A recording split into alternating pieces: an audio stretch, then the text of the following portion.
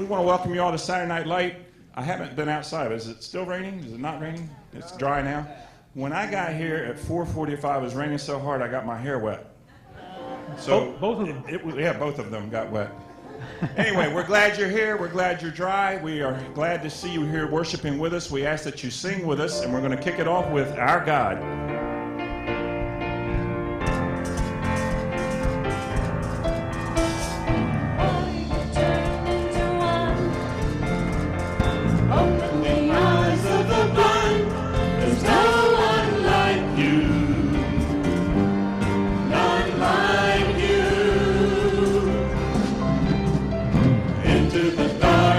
Shine.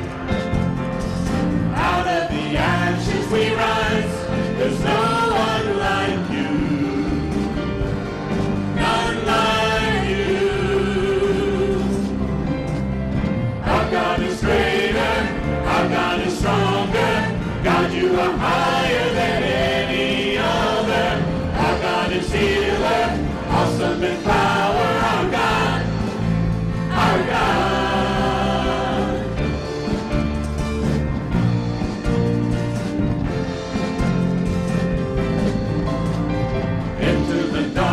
You shine. Out of the ashes we rise. There's no one like you. None like you. Our God is greater. Our God is stronger. God, you are higher than any other. Our God is healer. Awesome in power. Our God. Our God.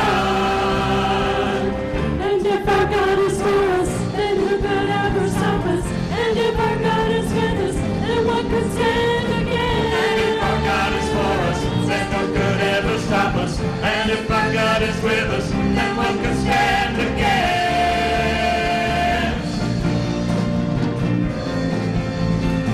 Then what could stand against?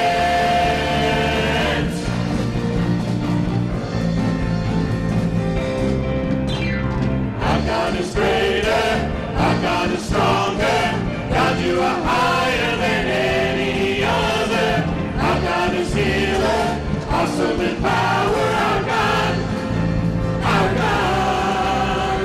Our God is greater, our God is stronger. God, you are higher than any other. Our God is healer, awesome in power. Our God, our God.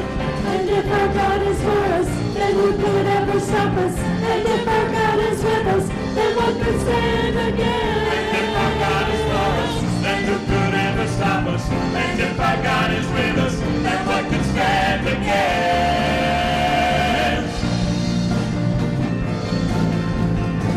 And what could stand against?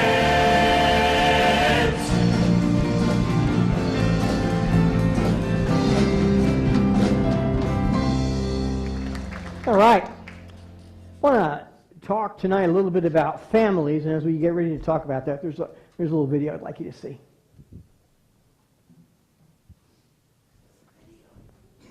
Together seem unbearable, then you need the Family Survival Kit. New from the makers of Date Be Gone and Rent-A-Kid, it's the Family Survival Kit, filled with tons of family neutralizing goodness, like the criticism canceling headphones.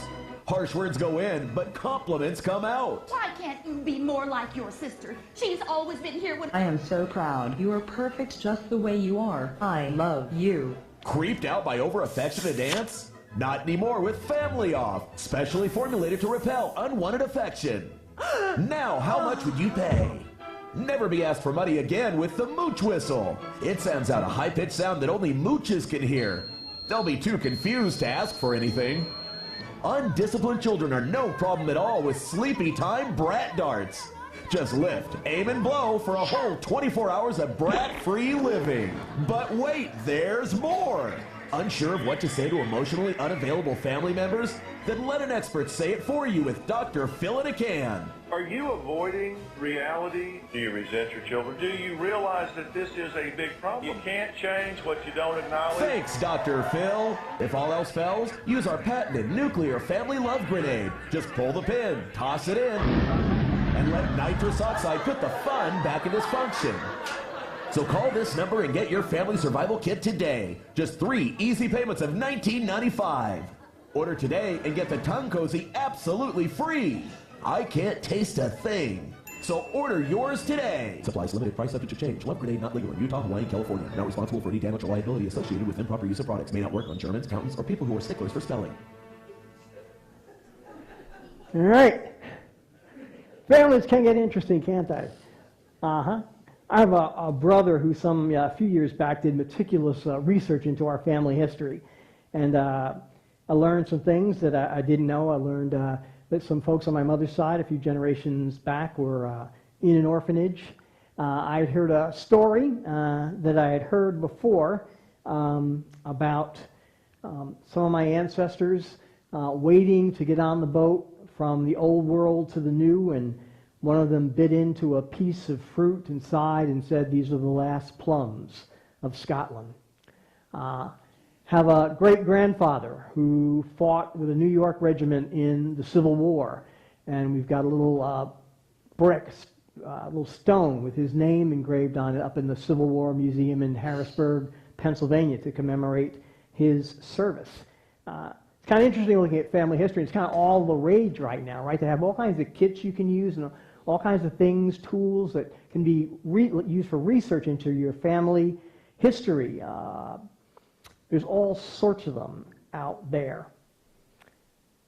Ancestry.com, one of them. There's just a bunch of them. Of course, for some folks, it's a little harder to trace history very far back because their history was stolen from them. I still remember back in the late 1970s watching Alex Haley's groundbreaking series, Roots. If you never saw it, if you were too young or just didn't get a chance, you ought to check it out someday. It's an incredible thing. Jesus speaks about families today in the gospel when folks tell him that his mother and brothers are there to see him.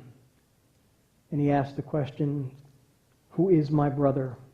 Who is my mother? Anyone who wants to follow me and do God's will is my mother, my brother, my sister, my family. We are all, as was pointed out in kids' time, part of the family of God, part of the family of Jesus, and we go back a really long way. Most of us don't have the DNA or the blood of Abraham and Sarah flowing through our veins, and yet the children of Israel are part of our spiritual family. All our roots really are grounded there. Jesus, after all, was a Jew, as was his mother Mary and his earthly father and almost all of his early disciples. Matthew, in the gospel he writes, goes through painstaking detail to tell us about the ancestry of Jesus, its deep Jewish roots, its connection to Jewish royalty. We're part of a great big family, right? And all families like to tell stories. Some stories we never forget, and some stories we never live down. There were a couple of stories from our family tree that we read tonight, and I wonder if they might hold some wisdom for us in our own day and in our own time. The first, in some way, has a really familiar ring to it because it kind of echoes down to our day in conversations that children and parents have. How many of you were in a situation when you were younger and you said to your mom or dad, "Can I go to fill in the blank?" Or is it okay if I do whatever it is? And the answer is no. And the question is why? And the answer is because I said so. And then the reply to that is, and you got to fill in the blank, your own name again, whoever you leaned on. Yeah, but Kevin or Karen or Scotty or Susie are going. And that maddening reply was always the next little punch thrown. And so if Kevin or Karen or Katie or Susie jumped off the bridge, would you follow them? I hated that. I mean, what does jumping off the bridge have to do with wanting to go out with my friends on Halloween night, go down a few blocks and cross a 4-lane road and canvas or candy in some new area? The children of Israel sometimes were a little like we were as children. They wanted something that wasn't necessarily good for them. They looked around and they saw that all the other nations, right, had kings. Now, at the time, the people of Israel had people that were called judges. Some were men, some were women, some were great, some not so much. But they were basically the ones who had the buck stops here sign. And also, they were advised by prophets that God had called up. And Abby beautifully read for us what happened as Samuel got older. Samuel was getting kind of old, and his kids were running wild all over the neighborhood. And the people came to him and said, you know, Lord only knows what's going to happen when you're gone. We want a king. Everybody else around here has a king. We want a king. And Samuel tries to tell him, you know, it's not going to be such a good thing. And he goes to God, and God says to him, well, you know, if they insist, give them what they want, but make sure you warn them of what a king is going to do to them. And so Samuel goes back to the people, and he warns them that the king is going to require your young men to serve as soldiers and take some of your fields and your lands and your crops, and your daughters will have to do this, that, and the other thing. And he warns them, and he warns them, and he warns them, and they say, we don't care, we want a king anyway. It's kind of like if you took a car, a used car that you wanted to buy to a mechanic to check it out. And the mechanic said, well, the transmission fluid is black and it should be red. It looks like this car was in a bad accident because the frame is bent a little bit. You know, you can see that when you look underneath it. And if you have even the vaguest intention of stopping at red lights, you're going to need to do brakes all 4 wheels like tomorrow. I would not buy that car if I were you. But you go home and you think, but my neighbor has one of those cars. And it looks so cool in his driveway. And it has a convertible. I can just feel myself riding on a summer's day with the wind whipping through my hair, or what's left of it, right? I'm going to get the car anyway. It's kind of like that with the children of Israel. They wanted to be like everybody else, and God trying to warn them, and they said, we want it anyway. Sometimes we just want to be like everybody else. It's part of what makes raising kids so difficult in our culture, right? Because every kid wants the stuff that the other kids have, or at least some of the other kids have. Everybody wants the latest, whatever it is that's the latest, that will make you cool. And sometimes even as grown-ups, we want things that are not good for us. And we go down that road, and we find ourselves in a mess, and sometimes we get angry with God. Well, why did God let us do that? Why didn't God kind of just come down and say, hey, stop, go the other way? Well, you know, there's an old saying that the best gifts that parents can give their children are roots and wings, right? You give them the roots, but sooner or later they got to fly on their own. And God gives us free will. And I think God gets blamed for a lot of stuff that God didn't do in the first place. Now, I don't want you to misunderstand me. I don't believe that God goes around and hurts people deliberately, right? I mean, I see the same commercials you see on TV, like the commercials for St. Jude's Children's Hospital, and your heart just breaks and you want to cry for these precious children who are so sick. I don't believe God did that. God doesn't make people turn violent and vicious and shoot up schools or start wars or any of that stuff. God doesn't do that. Now, I do believe that God can work through people, ordinary people like you and me, to try and fix some of the messes. And sometimes something happens that can only be described as a miracle.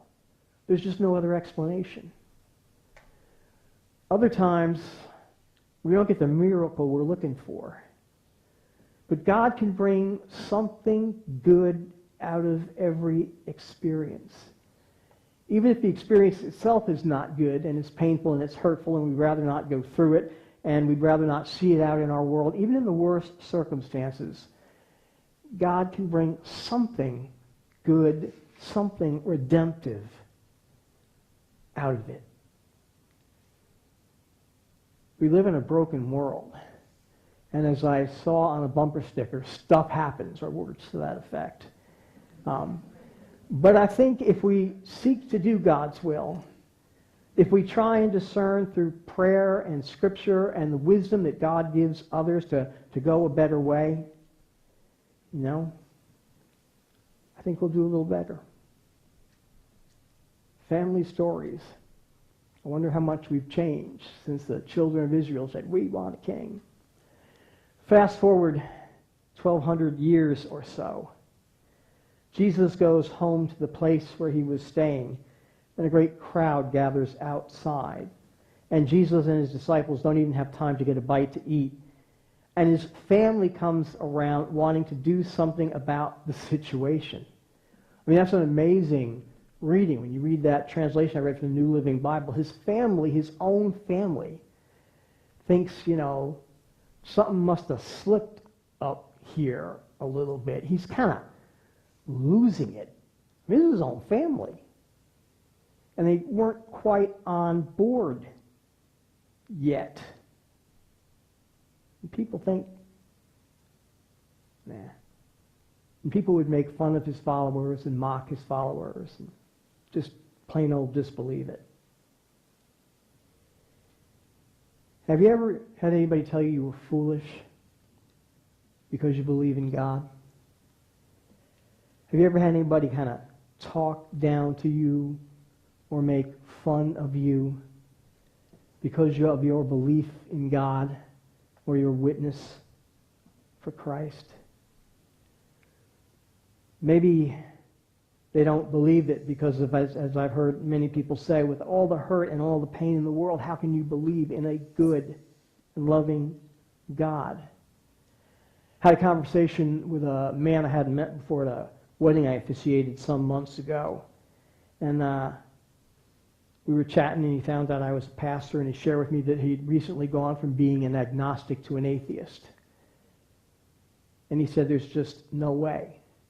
It's already been proven, he said, that the Bible is just a bunch of made-up fairy tales. And how can you believe in what you can't see? There is no evidence, no proof that there is life after death.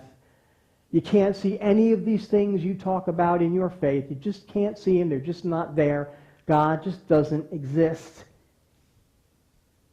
And I think, maybe you're not looking hard enough. And sometimes that happens with us too. Sometimes maybe we don't pay enough attention, or our hearts aren't open wide enough, and we miss something beautiful that God is doing. Remember watching the film adaptation of Alice Walker's masterpiece, The Color Purple. Any of you seen The Color Purple? And two of the main characters, Celie and Shug, are walking through a field, and they get to talking about God and what God is like and what God wants. And Shug says, I think it ticks God off when you walk through a field and don't notice the color purple. It's pretty amazing when you think about it, isn't it? And after a little more conversation, Celia replies, maybe God just wants to be loved, like the Bible said. There's a lot of wisdom in that book. 29 years ago when Patty and I left the New York metro area to go into the ministry, we were in our early 30s then. And in terms of our age bracket, people who went to church, we were in a minority. Most people our age didn't go to church. I'm sure it's even more true now. I'm not sure about the Eastern Shore, but I suspect if it's not true, it's getting there, that more people, especially younger adults, aren't going to church than are going to church. Right? And we are the witnesses. We are the ones who have been called to let that light and love of God shine through our lives. Even if people think we're foolish or naive or whatever, we don't give up on folks, just like God doesn't give up on folks. We keep loving them.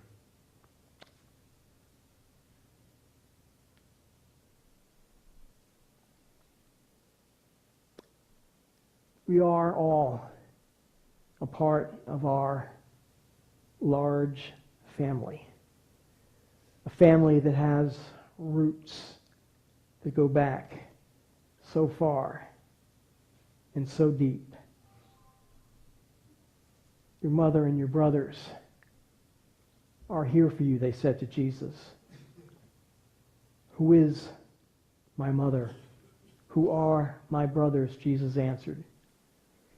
Whoever does my will, whoever wants to follow me, is my mother, my brother, my sister.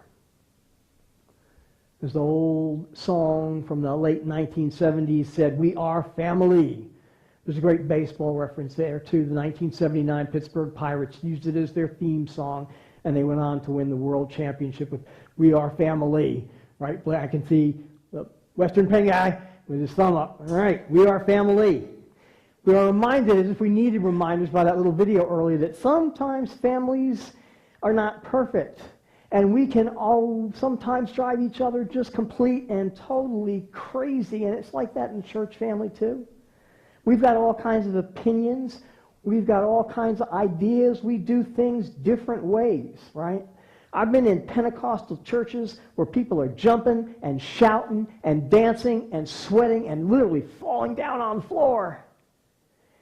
And I've been in churches where there's a quiet, gentle flow and long periods of silence. The style of worship doesn't matter.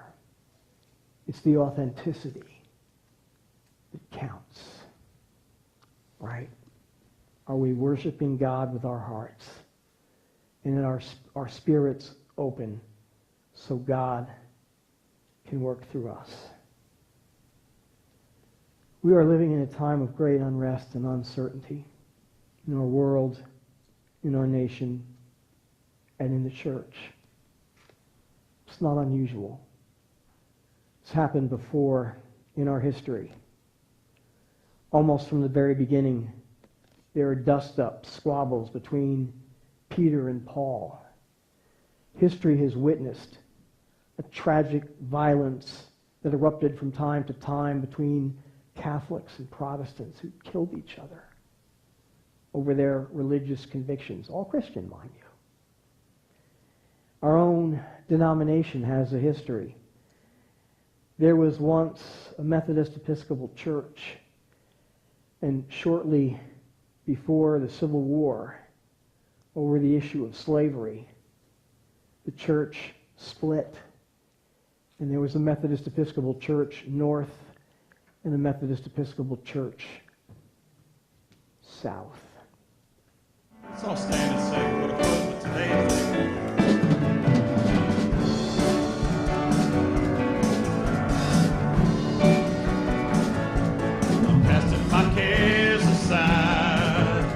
I'm leaving my past behind.